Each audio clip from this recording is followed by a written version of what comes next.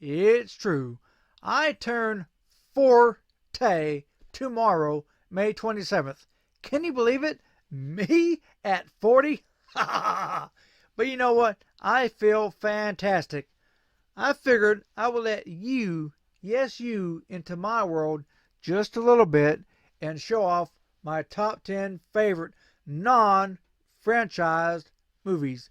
Now, non franchise, what does that mean? No sequels, no toy lines, no, no comic books, no limited series on Netflix, none of that. Just one movie and done. So, my top 10. But before that, here are some that came this close to making the cut. I thought about a top 15, top 20, but nah, that's a bit overkill. But anyways, these came real close to making the cut. Urban Cowboy.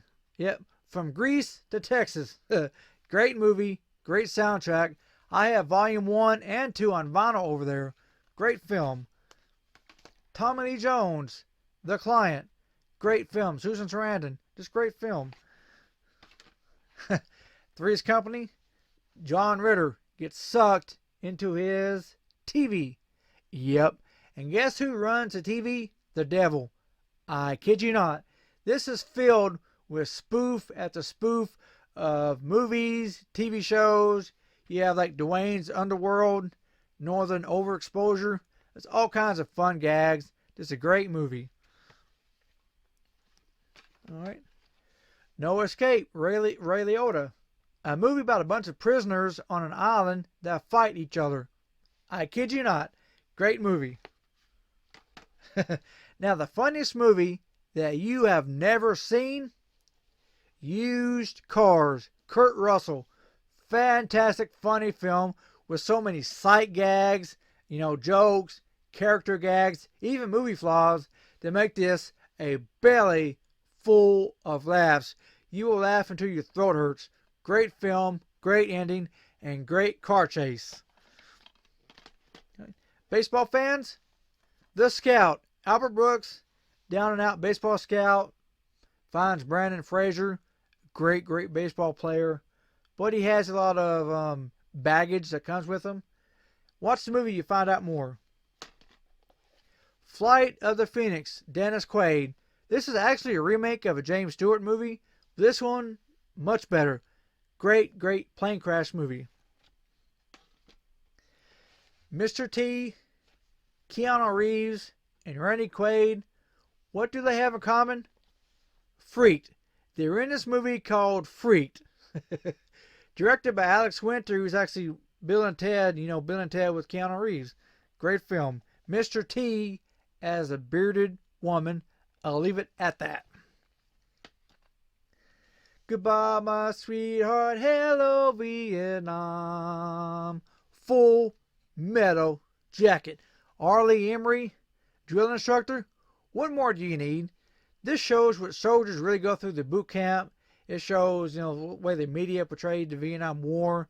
All kinds of little bitty things that other war movies did not quite go into as far as Vietnam. Great film. Dog Day Afternoon. Al Pacino does a bank robbery. What more do you need to know? Get this movie. Great ending, too. Alright. Top 10, everybody. Let's go back to the 70s, shall we? 1976. Actually, this movie was made in 93, but it takes place in the summer of 76. Now, what's this movie about? Nothing. They drive around listening to Sabbath, ZZ Top, Skynyrd, all kinds of music. People just driving around looking for a good time, playing pool, playing video games. That's it. 1976, Dazed and Confused. Alright. Number 9, A Perfect World.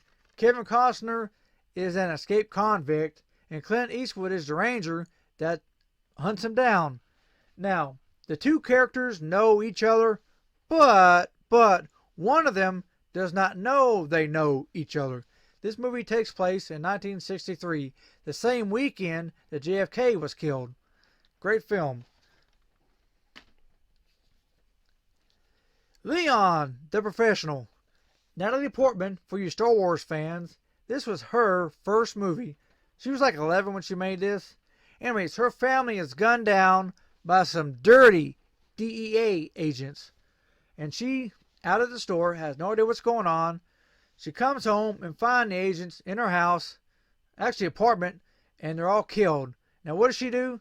She goes to the one door down the hall and knocks on it in hopes that whoever's on the other side will let her in so the guys do not know she's part of the family so she won't get killed. Now that guy is a professional. Now what is he a professional at? He's an Italian mafia hitman. I kid you not. He saves the girl and eventually has a great shootout with the agents at the apartment complex. Just a great film. Alright, 1, 2, 3, 4, 5, 6. Number 7. Good morning, Vietnam. Robin Williams at his best. I stand by that then. I stand by that now. Now this is based on a real person.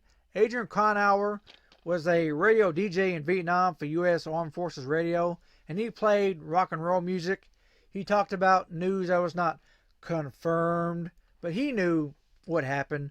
So he was heavily involved in censorship as far as music and what you could and could not talk about, on armed, if I say that straight, Armed Forces Radio. But Robin Williams takes it a step further, makes it a bit more comical. I mean, a lot of this movie, he's at the microphone, just riffing, popping stuff top of his head. Great film, great characters. Somewhat sad ending, but great film.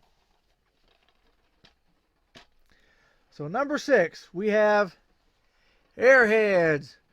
Brendan Fraser, Adam Sandler, Steve Buscemi.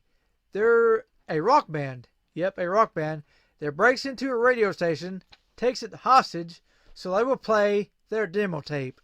I kid you not. Great rock and roll movie. Now this movie here is loosely a remake of Dog Day Afternoon, the bank robbery movie. Now how and why? Well, if you watch both side by side, there's a lot of borrowing on Airhead's part. And later on, the writer of Airheads admitted that yes, they stole from Dog Day Afternoon and a few other movies to make Airheads. Great movie. Alright, we're down to number 5. Alright, mate, let's go to Australia one time. You ever seen this one? Dead End Drive-In. A movie about the government enslaving kids inside a drive-in movie theater. Now, most of the kids, happy about it. Free drugs, free women, free movies, free car to sleep in, all the women on the pill, free or whatever. Just a great time. Yay! But there's got to be one oddball. It's kind of ruin it for everybody. This one guy, Jimmy's like, this ain't life. Life's out there. Which, that would be me. I'd be a guy would be like, free drugs, free drink, free movies.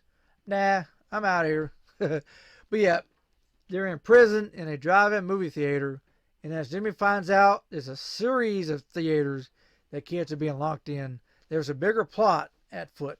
Now what that bigger plot was, there was supposed to be a sequel to this, but this movie did not do all that great, so never was a sequel. But great Australian movie, great 80s soundtrack. This is a great film. Alright, number 4. Now this one here is one that most people would not think I will like because it's not part of my, wheelhouse, part of my brand of movies, but Foxfire. Now the book was based in 1950s, but they moved the movie to 1996 when they actually made the movie, which it works. Anyways, Angelina Jolie is a woman with some kind of past they don't quite go into, but apparently she was abused at some point or something like that. So she's a runaway. She just takes off. And she meets these other girls who are being touched by their science teacher. The problem is the science teacher is also the head football coach. So when the girls come forward about being touched by the teacher, the principal's like, nah, that didn't happen. You're all screw-ups. You're the drug head. You're the one with the emotional problems. Coach didn't do that. they're not believed when they come forward and say how the coach touched him. In fact, they're suspended from school for 2 weeks for coming. I kid you not. Great little film. Pretty sad ending, but in a good way, if that makes sense. Anyways, Foxfire, 1996. Not the Clint Eastwood Air Force movie, but Foxfire, Angelina Jolie. Not one you think I will like, but it's in there. Alright, top 3. Let's go to 1985, shall we? Now, this movie here was unfairly lumped in with Porky's, Revenge of the Nerds, as, oh my god, another teen sex comedy from the 80s. This one here is not that. This is Real Genius. Basically, the smartest kids on the planet are brought together to one college to work on a school project. Yeah, that's my Dr. Evil school project. But really, they're developing a secret weapon for the government, and they find out about it and stop it. Now, Val Kilmer, this was his best movie. I don't care what anybody says. This is it. Some great characters, great relationships. Just a great film. Like I said, this was lumped into all the other 80s sex comedies, which just has some of that 80s comedy in it, but this is much, much more. Great film. Great ending. If you do not like popcorn, you're going to hate the ending. If you do like popcorn, you'll love the ending. Now, what do I mean? Watch the movie and find out.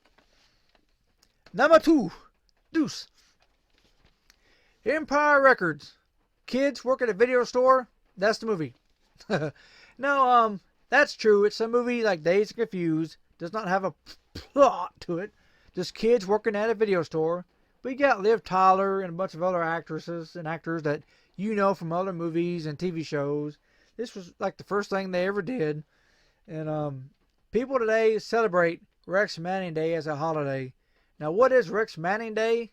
Well, you have to watch Empire Records to find out. Great film, great characters, great little storylines kind of interwoven together. Not like a Pulp Fiction kind of interwoven, but just each character has their own little world they're in, their own little problems. Just a great film, great 90s soundtrack, and a great ending. Now, this is how every movie about a record store should be. Everyone. All right. Now, that is number 2. So we have one more movie. Any guesses as to what is my favorite non-franchise movie? Guesses over there? Any guesses over there? No? Well, I might as well tell you, you're not going to guess it. One of you might. With Honors. Brendan Fraser. Come to think of it, I got a lot of Brendan Fraser movies on this list. But Brendan Fraser is a kid at Harvard whose life is set. Graduate with honors. Become congressman. Become senator. Become governor. Maybe one day become president. Because he has ideas to change the world. His life is set. His goals are set. The way he's going to do it. Everything's set. But he meets a homeless man by the name of Simon. Now, Simon is played by Joe Pesci. Now, a lot of people might not get Joe Pesci from the movie. I watched it with people and told them afterwards. They're like, that wasn't Joe Pesci. But it is. In the movie, he gained weight. He grew his hair long. He grew a full beard.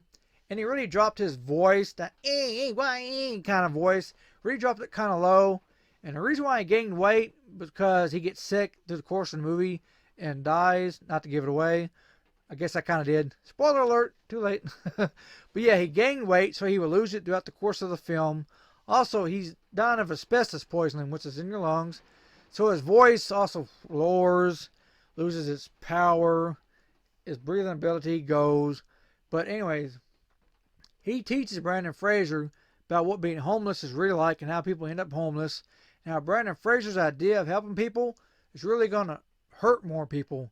So he really meets this little guy, little because he's short, but it changes his whole world because he meets somebody he never thought he would meet before. Somebody at first he blows off as a piece of trash.